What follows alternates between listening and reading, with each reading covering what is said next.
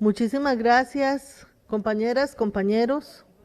En el marco del bicentenario de nuestra independencia y el orgullo que sentimos de la patria ejemplar que hemos construido en 200 años de vida independiente y que ha dado movilidad social al pueblo costarricense, así como en el marco del respeto a la institucionalidad democrática y nuestro Estado social de derecho, nos toca hoy como legisladores, bajo este contexto, discutir, aprobar o improbar uno de los proyectos de ley más delicados en el tema de la reestructuración del Estado costarricense, el cual es la ley de empleo, de la ley marco del empleo público.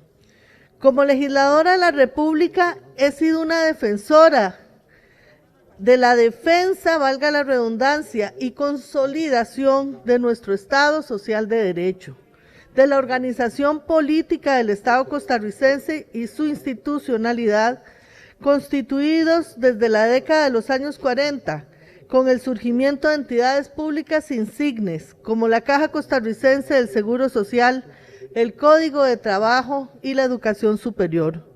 Solo por mencionar algunas instituciones vitales que nuestros constituyentes incorporaron en la Constitución Política para asegurar la vigencia y disfrute de las garantías constitucionales, tanto individuales como sociales, que redundaron en desarrollo, en crecimiento y en paz social. Hoy veo con honda preocupación las serias implicaciones del proyecto de ley en mención, el cual ha trastocado temas esenciales como el congelamiento de salarios, el posible desempleo al no tener el gobierno presupuesto, la unificación de los regímenes de pensiones, ocasionando consecuencia en los beneficiarios de los mismos al estandarizar en un solo régimen algo tan significativo como es la pensión. Y sabiendo todos los casos que han sido indeseables también con el manejo de los fondos de las pensiones del IBM, generando todo esto secuelas irremediables para la calidad de vida de los costarricenses.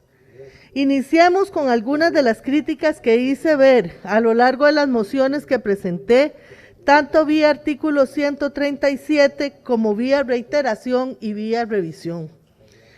En el plano jurídico, desde mi óptica, este expediente presenta claros vicios de inconstitucionalidad derivados del irrespeto al principio de separación de poderes, sustitución de competencias propias del gobierno de las instituciones autónomas, centralización del poder, control unilateral de salarios y condiciones laborales, que estimo contrarias a las disposiciones constitucionales vigentes. Nuestra Carta Magna establece en los artículos 7, 11, 34, 57, 149, 188 y 191 normas claras y fundamentales para garantizar la debida separación e independencia entre los poderes de la República, la eficiencia, la transparencia y rendición de cuentas de toda la función pública, la justicia salarial, la institucionalidad autónoma para la prestación del servicio público, la selección de personal con base en la idoneidad comprobada y la estabilidad del empleo en nuestro país. Los anteriores artículos de nuestra Carta Magna excluyen la posibilidad del establecimiento de un único poder directivo que ejerza la diversa y amplia gama de potestades que este proyecto de ley regula, mediante el ejercicio de un poder centralista, contrario al espíritu democrático y con formación política institucional del Estado costarricense. Si revisamos, por ejemplo, el voto 495-92 de la Sala Constitucional, este nos indica que la legislación no puede restar o disminuir a los entes autónomos aquellas potestades administrativas que les son necesarias para el cumplimiento de su correspondiente finalidad. Por ello, nuestras universidades públicas, como centro de pensamiento libre, deben y tienen que estar exentas de presiones o medidas que tiendan a impedirle cumplir y que atenten contra ese cometido, sobre todo la escogencia de su personal y la libertad de cátedra. Por ello, el ejercicio de la autonomía debe estar acompañado de una comunicación directa con la sociedad, para que las universidades respondan a sus necesidades, para lo cual la independencia resulta una condición indispensable. Solo desde su autonomía la universidad puede contribuir adecuadamente al bienestar del ciudadano, la equidad y, por supuesto, la justicia social. Por lo tanto, la autonomía, quiero que les quede bien claro también mi posición al respecto, compañeros, no significa aislamiento ni actuar al margen del ordenamiento jurídico. Al contrario, es una forma de vínculo socialmente responsable y comprometido con el bien común de toda la sociedad. Por ello, estimados compañeros y compañeras, la autonomía universitaria no significa la ausencia de regulaciones salariales, que esto quede bien claro, no significa la ausencia de regulaciones salariales. Todo lo contrario, es una forma distinta de ejercer regulaciones y controles, apegada a una normativa jurídica y al estatuto que regula este tipo de entidades públicas. Por eso no podemos utilizar el tema de los salarios como el elemento detonante de llevar al traste la autonomía universitaria. De ahí la necesidad de crear el mecanismo, y eso lo tratamos de hacer por medio de varias mociones que en este pleno no se aprobaron, que nos garantizara la ausencia de esos abusos y privilegios que no son justificables conforme a las funciones de las universidades. Y sin embargo, en este pleno ni se contemplaron, y era importante que eso se regulara respetando el Estado de Derecho. En otro orden de asuntos, propuse una modificación enfocada en que todos los puestos del servicio público debieran tener un manual de puestos detallado, preparado en un formato especificado por la Dirección General del Servicio Civil, con el fin de llevar a cabo el análisis y la evaluación del trabajo, buscando un Estado más eficiente y al servicio del pueblo, con remuneraciones justas y equitativas, porque aquí no se trataba solamente de venir a recortar salarios por recortar. ¿Dónde está el poder adquisitivo del Colón? ¿Cuál es el poder real de compra que tienen los funcionarios públicos con el salario que tienen? ¿Cuántos funcionarios públicos realmente tienen ese abuso o esos privilegios con sus salarios? ¿Y cuántos apenas cubren sus necesidades básicas? Entonces, ¿qué es lo que se pretendía más bien? ¿Qué queríamos? ¿Reducir el gasto únicamente o venir a empobrecer como se tienen empobrecidos muchos funcionarios del sector privado a los funcionarios públicos también? La idea era mejorar las condiciones de los empleados públicos y de los empleados privados, compañeros. Esa debe ser el principal fin que debemos tener como diputados de la República. Mejorar las condiciones de vida de los asalariados de este país, porque no todos los salarios del sector público eran salarios abusivos y mucho menos salarios de privilegio. Es importante que eso lo tengamos en cuenta. Debemos buscar que el sector público, que el sector privado mejore sus condiciones de vida y no disminuir la calidad de vida del sector público. Con el fin de llevar a cabo el análisis y la evaluación del trabajo, también teníamos que buscar un Estado más eficiente y al servicio del pueblo, que esas remuneraciones, como les digo, sean justas y equitativas, lo cual no queda contemplado en esta iniciativa de ley. En ese mismo sentido, propuse modificar el artículo 34 de la columna salarial global, ya que no podemos dejar a la libre, sin ningún tipo de estudio previo o alguna investigación oportuna, el cambio de los salarios, porque se pueden violentar los derechos de los funcionarios. Igualmente debo manifestar que esas variaciones pueden abrir portillos para que las remuneraciones se establezcan con compadrazgos, o peor aún, con represalias sobre los funcionarios, dependiendo de los casos que se puedan presentar. Esto es algo muy grave, compañeras y compañeros, y que no podemos dejar de lado. No se corrigió ninguna de estas observaciones, a pesar de mi insistencia. Propuse una modificación al artículo 19 referente a la movilidad del empleo público. Mi objetivo fue, entre otras acciones, que se evitara el traslado de las plazas de los funcionarios y funcionarias a zonas geográficas alejadas de su lugar de residencia sin el consentimiento del servidor o servidora.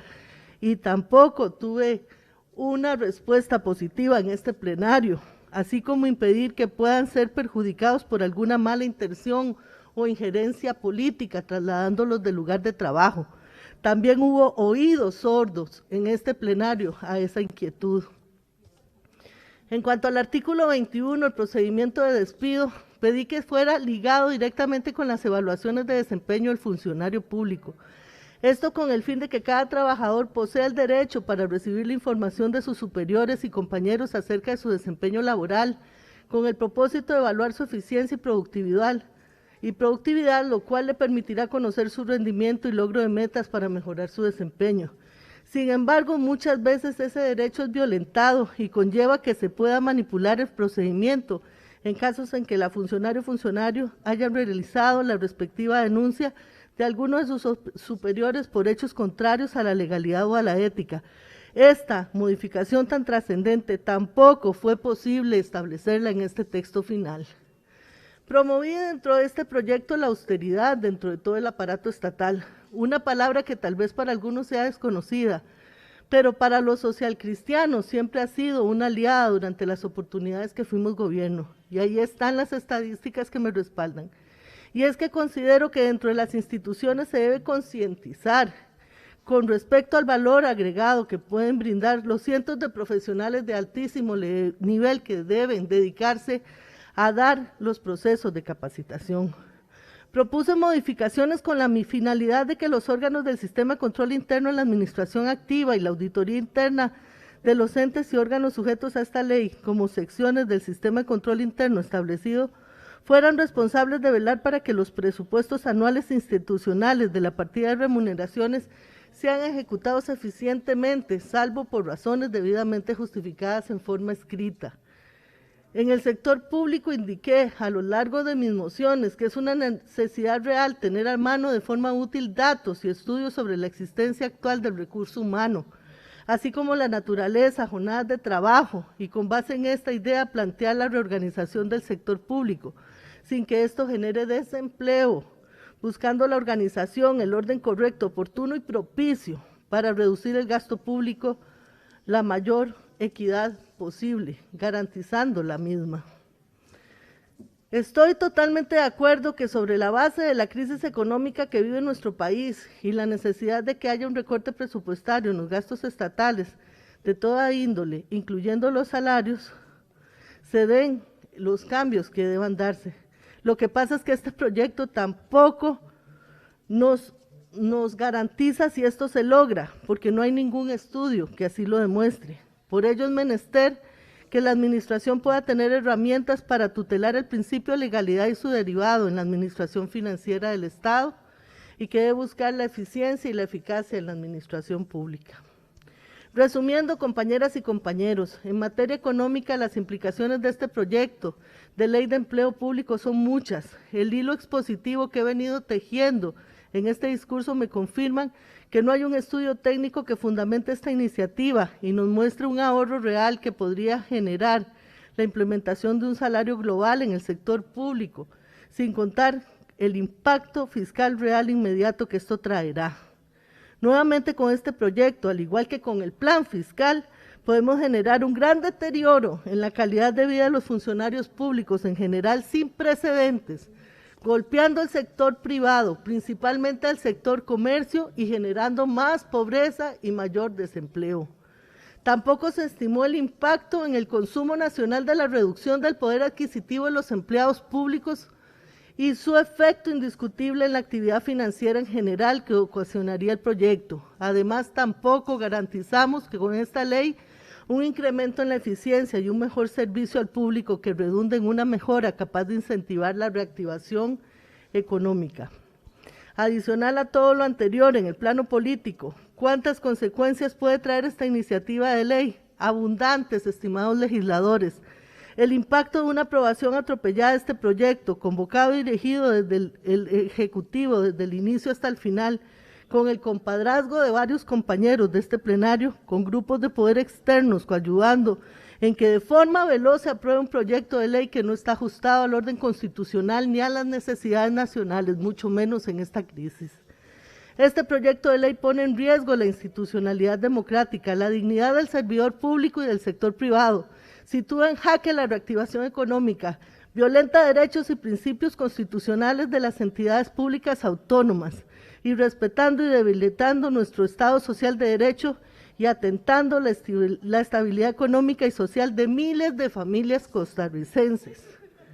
En fin, este proyecto de ley no viene a aliviar las finanzas públicas, tampoco viene a reducir ni congelar la planilla del sector público.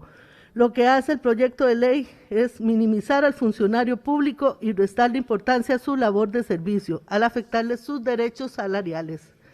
Este proyecto es otro síntoma de la decadencia que vivimos en Costa Rica en nuestro sistema político y el actual errado de muchos líderes políticos.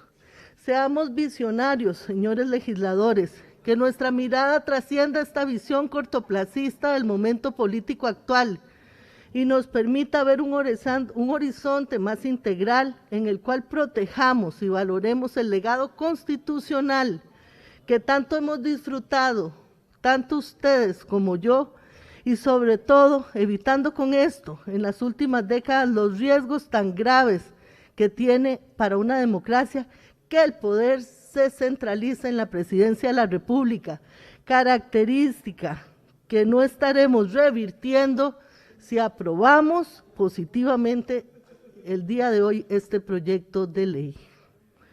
Por todo lo anterior expuesto, mi voto para este expediente, ustedes comprenderán que será negativo. Muchísimas gracias.